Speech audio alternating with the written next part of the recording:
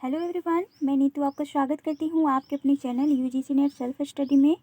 और आज जो क्वेश्चन है वो है व्याकरण से संबंधित महत्वपूर्ण यहाँ पे प्रश्न देखेंगे और वन लाइनर होगा। ठीक है, तो इस दृष्टिकोण से काफ़ी महत्वपूर्ण हो जाता है और बाकी मैं एक एक टॉपिक यहाँ पर कवर कर रही हूँ। ठीक है, तो अगर आप नए हैं चैनल पर तो सबसे पहले चैनल को सब्सक्राइब कर लें और बेल आइकन प्रेस कर लें ताकि हर नोटिफिकेशन आपको मिल सके। और यहाँ पर मैं आपको बीपीएससी थर्ड, टीआरई थर्ड और यूजीसी नेट और पीजीटी टीजीटी 6 to 8 जितने भी एग्ज़ाम होने वाले हैं आगामी, ये सभी के लिए इम्पोर्टेंट है। तो कोई एक क्षेत्र से अगर आप देख रहे हैं तो ऐसा ना सोचें, जो भी हिंदी क्षेत्र से जुड़े हैं ये सभी के लिए महत्वपूर्ण है, क्योंकि अब जो है व्याकरण हर एग्ज़ाम में पूछे जा रहे हैं 5-6 प्रश्न। और जहाँ तक बीपीएससी का प्रश्न है तो इसमें तो ज़्यादातर व्याकरण के ही प्रश्न देखे गए हैं, चाहे वो अहर्ता 30 नंबर का प्रश्न हो, उसमें 21 नंबर में हो, या फिर आपके 80 नंबर से प्रश्न हो। तो यहाँ पे ज़्यादातर व्याकरण से संबंधित सवाल ही पूछे गए हों। तो यहाँ पर मैं उसी पैटर्न पर सवाल करा रही हूँ। और रही बात 4 ऑप्शंस के साथ सवाल को कराने का, तो मैं फिर वैसा भी प्रैक्टिस सेट लेकर आऊँगी। ठीक है, तो पहले एक ब्रीफ यहाँ पर ले लेते हैं। ठीक है, वन लाइनर सवाल, और उसके बाद में 4th ऑप्शन और 5th ऑप्शन पर भी मैं सवाल को कराऊंगी। ठीक है, तो चलिए इसके साथ ही आज का जो सेशन है शुरू करते हैं। और आज जो ये वन लाइनर प्रश्न है, ज़्यादातर इसमें व्याकरण के ही प्रश्न है लिए हैं मैंने। तो चलिए आज देखते हैं पहला प्रश्न। तो यहाँ पर देख लेते हैं पहला क्या है। तो मूर्धन्य व्यंजन की बात हो रही है, किसे कहा जाता है? तो ये ट वर्ग के जितने भी व्यंजन हैं ये मूर्धन्य व्यंजन आएंगे, मूर्धन्य व्यंजन के आएंगे। ठीक है, ये पांचों ट ठ ड ढ, और यहाँ जो है वो अनुनासिके में आएगा, नासिके व्यंजन कहलाता है वो। तो ट वर्ग के जो व्यंजन है वो क्या कहलाते हैं? मूर्धन्य व्यंजन। चलिए अगला है समूहवाचक संज्ञा। आप लोगों ने अगर एग्जाम में टीआरई 2 में अगर आपने पार्टिसिपेट किया है तो आपको पता होगा कि समूहवाचक से भी प्रश्न पूछे गए हैं, 2-3 प्रश्न हैं। और जितने भी व्याकरण संबंधित प्रश्न हैं, और मैं एक काम करूंगी कि जो पहले जो प्रीवियस ईयर प्रश्न अभी तक पूछे गए हैं वो भी मैं 2 क्लास लेकर आऊँगी उसका, तो उससे आपको पता चलेगा। तो उसी पैटर्न पर यहाँ पे प्रश्न मैंने लिया है। ठीक है, तो समूहवाचक संज्ञा जो है कक्षा यानी कि समूह, यानी कि जितने भी समूह होते हैं, कक्षा हो, आपका जो कुंज हो गया, ये जितने भी होते हैं समूह में जो है उसे क्या कहते हैं? समूहवाचक संज्ञा कहा जाता है। परिमाणवाचक विशेषण, तो 5 किलो जो यानी कि किसी चीज़ का परिमाण दर्शाता हो वो परिमाणवाचक विशेषण के अंतर्गत आता है। आलस्य, ठीक है, यहाँ पर आप ये शब्द भी देखते जाएं, शुद्ध अशुद्ध, क्योंकि वहाँ से भी 8-9 प्रश्न पूछे गए हैं। तो इस तरह आपको इस शब्द भी यहाँ पे देखना है कि किस तरह सही शब्द और गलत शब्द में आप फर्क यहाँ पे देख पाएंगे। ठीक है, तो आलस्य शब्द का विशेषण है क्या है? तो आलसी होगा। सर्वनाम के कितने प्रकार हैं? तो सर्वनाम के 6 प्रकार हैं। और आपको ये प्रश्न मैं देती हूँ कि कौन कौन से प्रकार हैं वो 6, तो ज़रूर से आप कमेंट में लिखें ताकि आप लोगों का भी रिवीजन होते जाएगा साथ ही। चलिए अगला देख लेते हैं। अगला जो है कि बाल, बाल का स्त्रीलिंग क्या होगा? तो बाला होगा। कवित्री, देख लीजिए यहाँ पे कवित्री किस तरह से लिखा गया है। तो वहाँ पे कवित्री ये जो है शुद्ध अशुद्ध में काफ़ी पूछी जाती है। तो यहाँ पर देख लीजिए कि कवित्री जो है किस तरह से शुद्ध लिखी गई है। तो कवित्री का जो पुल्लिंग होगा वो कवि होगा। साधु का स्त्रीलिंग होगा साध्वी। ठीक है, चलिए अगला देख लेते हैं।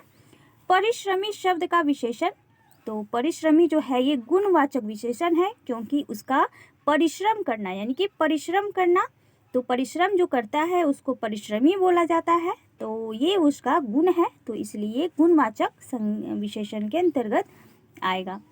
मानव शब्द के भाववाचक क्या है? तो मानव में क्या रहता है? तो मानवता देखी जाती है, तो मानवता जो है मानव का भाववाचक संज्ञा कहलाएगा।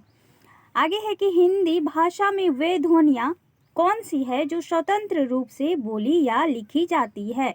तो वह स्वर कहलाती है, जो कि संख्या इसकी 11 है। ठीक है, और ये बहुत ही सिंपल प्रश्न है, लेकिन अगर एग्जाम में पूछे जाते हैं तो यही प्रश्न आपके गलत होने के चांस बखूबी बढ़ जाते हैं, क्योंकि आप जानते हुए इस प्रश्न को गलत कर देते हैं अगर आपको रिवीजन ना कर पाया सही टाइम पे, तो इसलिए इस तरह के मैं प्रश्न करा रही हूँ। चलिए आगे है कि हिंदी में वचन होते हैं, तो 2 वचन होते हैं, सभी को पता है ये। जिन शब्दों में प्रयोग के अनुसार कोई परिवर्तन नहीं होता है उसे अविकारी शब्द कहते हैं, और यहाँ से भी प्रश्न आपके VPSC TRE 1 और TRE 2 में पूछे गए हैं। चलिए अगला है जातिवाचक संज्ञा। देखिए यहाँ भी देखिए जातिवाचक संज्ञा, यहाँ से भी प्रश्न आपके पूछे गए हैं। तो जातिवाचक पुस्तक, तो पुस्तक सभी पुस्तकों का यहाँ पे जाति का बोध करा रहा है। जैसे आप स्कूल का ले लें तो स्कूल सभी स्कूलों का बोध कराएगा। ठीक है, और गांव का ले लें तो हर एक गांव का बोध कराएगा, किसी एक पार्टिकुलर को आप नहीं वहाँ पे दर्शा सकते हैं। ठीक है, तो इस तरह जो जाति का भेद करा, एक जैसे लड़का एक जाति हो गया, तो लड़का सभी लड़कों की जातियों का आ जाएगा। जैसे स्त्रियां, तो सभी स्त्रियां आ जाएगी। तो इस तरह यहाँ पे जातिवाचक संज्ञा देखी जा सकती है। ठीक है, चलिए अगला देख लेते हैं। वह स्वतः ही जान जाएगा। वह, यहाँ पर वह सर्वनाम जो है क्या दर्शा रहा है? तो निजवाचक, यानी कि वह स्वतः यानी खुद ही उसको पता चल जाना है, तो क्या कहलाएगा? तो निजवाचक सर्वनाम कहलाएगा। आगे है कि तालव्य व्यंजन, तो च वर्ग के जितने भी व्यंजन हैं वो तालव्य के अंतर्गत आएंगे। चलिए अगला देख लेते हैं। शब्द के जिस रूप से अधिक व्यक्तियों या वस्तुओं आदि का बोध हो उसे क्या कहा जाता है? तो उसे बहुवचन कहा जाता है। स्त्री स्त्रियां, लड़का लड़कों, तो इस तरह के जो हैं एक वचन और बहुवचन में जो रूपांतर होते हैं यहाँ वही कही जा रही है। तो ये तो सभी को पता ही होगा। चलिए आगे देख लेते हैं कि प्रश्नवाचक सर्वनाम होते हैं। तो प्रश्नवाचक में विशेषतः क्या प्रयोग होते हैं? कौन, तुम कौन हो, किसे, कब, क्या हो रहा है यहाँ पे? प्रश्न किया जा रहा है। तो जहाँ प्रश्न किया जाए किसी से या प्रश्न की यहाँ पे जो संभावना प्रकट हो तो वहाँ पे क्या होगा? तो वहाँ पे प्रश्नवाचक सर्वनाम होता है। आगे है कि जहाँ एक क्रिया के समाप्त होने के तुरंत बाद ही दूसरी पूर्ण क्रिया, ध्यान रखना है, पूर्ण क्रिया के होने का बोध होता है। जैसे दिनेश पढ़कर सोया, यानी दिनेश क्या किया? तो पढ़कर सोया। तो एक क्रिया के बाद दूसरा क्रिया यहाँ पे देखा गया है, तो ऐसे क्रिया को क्या कहा जाता है? तो पूर्वकालिक, यानी पूर्व में किया गया क्रिया दर्शाता है यहाँ पे। चलिए अगला देख लेते हैं। एक पद, वाक्यांश या उपवाक्य का संबंध दूसरे का वाक्यांश या उपवाक्य में जोड़ने वाले अव्यय को कहते हैं, तो इसे समुच्चय बोधक अव्यय कहा जाता है। अगला है कि किन ध्वनियों को अनुस्वार कहा जाता है? तो स्वर के बाद में आने वाले नासिक के ध्वनियों को क्या कहा जाता है? तो अनुस्वार कहा जाता है। अगला है कि भाववाचक संज्ञा के अंतर्गत आते हैं, क्या आते हैं? तो भाववाचक गुण दोषों का बखान करने वाले को ही भाववाचक संज्ञा के अंतर्गत देखा जाता है। तो भाव किस तरह का हो सकता है? तो एक गुण हो सकता है और दूसरा उसका दोष भी बताता है, तो ये भाववाचक ही होता है। जैसे बुढ़ापा हो गया, बचपना हो गया, ये सारे क्या हैं? तो भाववाचक के अंतर्गत इस तरह के वर्ड आते हैं। ठीक है, चलिए अगला है कि मदन काली पतलून पहनकर खेलने आया में विशेषण है। तो काली जो है, क्योंकि एक रंग विशेष की विशेषता बताया जा रहा है, तो ये काली जो है विशेषण है। आगे है कि पुस्तक का विशेषण क्या बनेगा? तो ये पुस्तकीय बनेगा। यह नई साड़ी है, तो वाक्य में नई शब्द क्या है? तो विशेषण है। श्याम धीरे धीरे चलता है, वाक्य में धीरे धीरे शब्द क्या है? तो ये क्रिया विशेषण है, क्योंकि धीरे धीरे चलने का यहाँ पे आभास यहाँ पे प्रकट कर रहा है। चलिए अगला है बच्चे बहुत सी यानी कितनी? बहुत सी, इसका कोई गिनती ही नहीं है। संख्या में यहाँ पे नहीं बताया जा रहा है। बहुत सी यानी कि कितनी भी हो सकती है। तो बहुत सी गलतियाँ मात्राओं के प्रयोग में करते हैं। इस वाक्य में रेखांकित अंश है यानी कि बहुत सी क्या है, तो ये अनिश्चित संख्यावाचक है, क्योंकि इसकी संख्या कोई निश्चित नहीं है। बहुत सी, थोड़ी सी, हल्की सी, तो ये क्या है, ये अनिश्चित संख्यावाचक है कि जिसकी संख्या को हम निश्चित नहीं देख पा रहे हैं, तो वो अनिश्चित संख्यावाचक के विशेषण के रूप में जाना जाता है। आगे है कि गुणवाचक, परिमाण बोधक, सार्वनामिक, संख्यावाचक, ये सभी किसके भेद है, तो ये सभी जो है ये विशेषण के भेद माने जाते हैं। अगला है कि कबीर कल सुंदर दिख रहा था। तो कबीर कल सुंदर दिख रहा था। तो उपरोक्त वाक्य में रेखांकित शब्द व्याकरण की दृष्टि से है क्या है, तो यह है विशेषण है। ठीक है, सुंदर, तो सुंदर जो है क्या है, विशेषण है। चलिए अगला है कि पशुता शब्द का उदाहरण क्या है, तो ये पशुता किस में रहता है, कि मनुष्य में ही रहता है। तो ये इसकी क्या हो गया, दोष हो गया। जैसा गुण और दोष का जो बखान करता है क्या कहलाता है, तो भाववाचक कहलाता है। तो यहाँ पे दोष का बखान किया जा रहा है कि किसी इंसान में पशुता रहता है, तो वो क्या हो जाएगा, वो भाववाचक विशेषण के अंतर्गत ही गिनी जाएगी। अगला है कि उत्पत्ति के आधार पर संज्ञा के कितने भेद हैं, तो ये सभी को पता है, 5 भेद होते हैं। अगला है कि घ उच्चारण स्थान है, तो घ का उच्चारण जो स्थान है वो कंठे ध्वनि मानी जाती है। अक्षर वर्ण योग से बना है, तो क धन व। हिंदी शब्दकोश में पहले आने वाला शब्द है, तो ये वक्त है।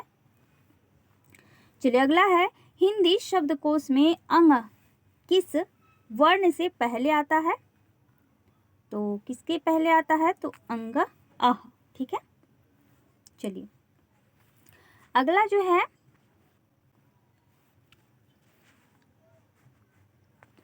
ज्ञ को वर्णमाला में माना जाता है, तो ज्ञ जो है एक संयुक्त व्यंजन के रूप में माना जाता है ज्ञ को।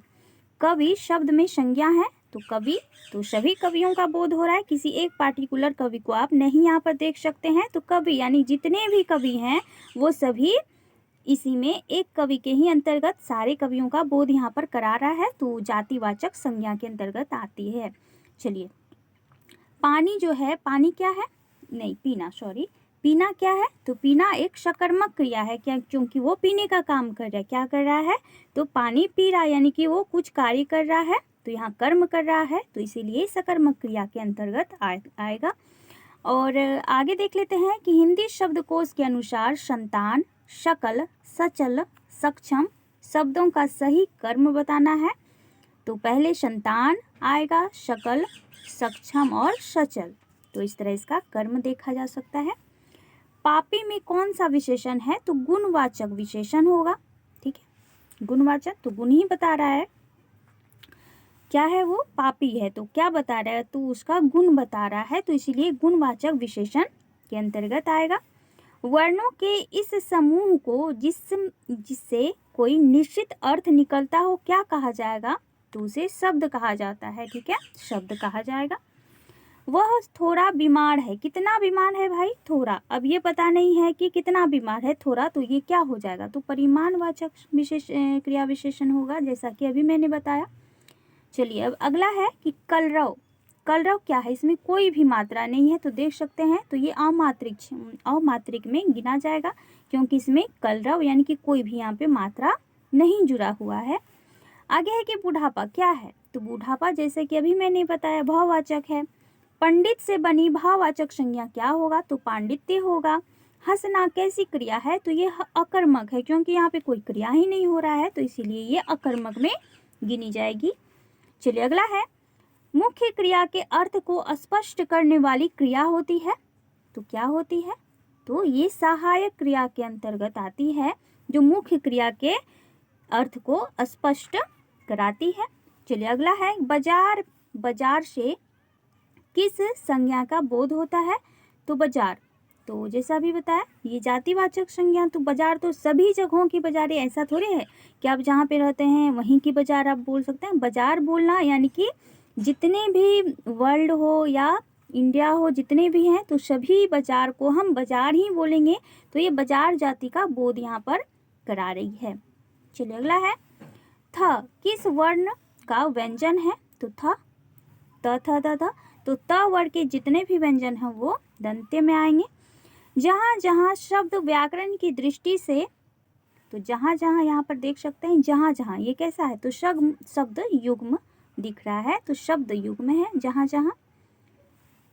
गीता मंद मंद मुस्कुरा रही है। इस वाक्य में मंद मंद क्या है? तो ये क्रिया विशेषण है। बिल्ली छत से कूद पड़ी, क्या हुई? तो छत से बिल्ली कूद पड़ी। तो छत से बिल्ली दोनों का अलगाव यहाँ पर देखा जा रहा है। तो इसी अलगाव के कारण क्या हो जाएगा? यहाँ पे अपादान कारक से का यहाँ जो ये चिन्ह है, ये किसमें कहाएगा? तो अपादान कारक, कर्तानि कर्मों को तो आपने पढ़ा ही होगा। चलिए अगला है पानी शब्द का क्या लिंग है? तो पानी जो है ये पुल्लिंग में आता है। लोगों ने शोरगुल करके डाकुओं को भगाया, वाक्य में कारक है। तो शोरगुल करके डाकुओं को, किसे? डाकुओं को। तो को जो यहाँ चिन्ह है यह कर्म कारक का चिन्ह है। अगला है कि लड़का पैर से गिरा। फिर वही देखिए कि लड़का पैर से अलग हो रहा है से, तो ये भी अपादान कारक हो जाएगा। पुस्तक शब्द में लिंग है, तो ये स्त्रीलिंग है पुस्तक। छात्र का बहुवचन होगा छात्रों। हरिण का स्त्रीलिंग होगा हरिणी। हिंदी के शब्दों का लिंग निर्धारण कर किसके आधार पर होता है? तो ये क्रिया के आधार पर होता है। कारक के कितने भेद हैं? 8 भेद हैं। तो सर्वनाम के और कारक के वो 6 भेद, सर्वनाम और कारक के 8 भेद। आपको कमेंट में नीचे लिखना है। मैं भी देखना चाहूँगी कि आप लोग कितना रिवीजन कर रहे हैं अच्छे से, तो मुझे भी पता चलेगा और आप लोगों का भी रिवीजन हो जाता है इस तरह से।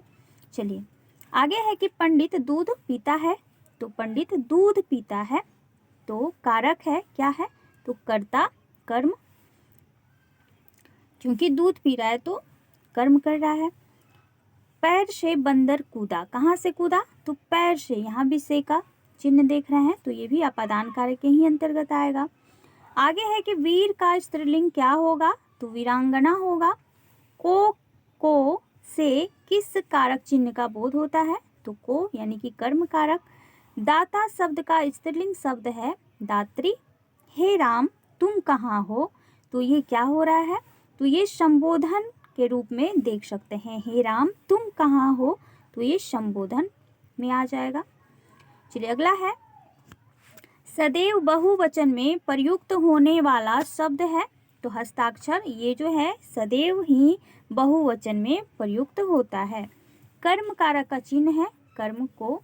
प्यास शब्द का वर्ण विच्छेद क्या होगा? तो प धन यो धन आ धन स धन आ, तो प्यास।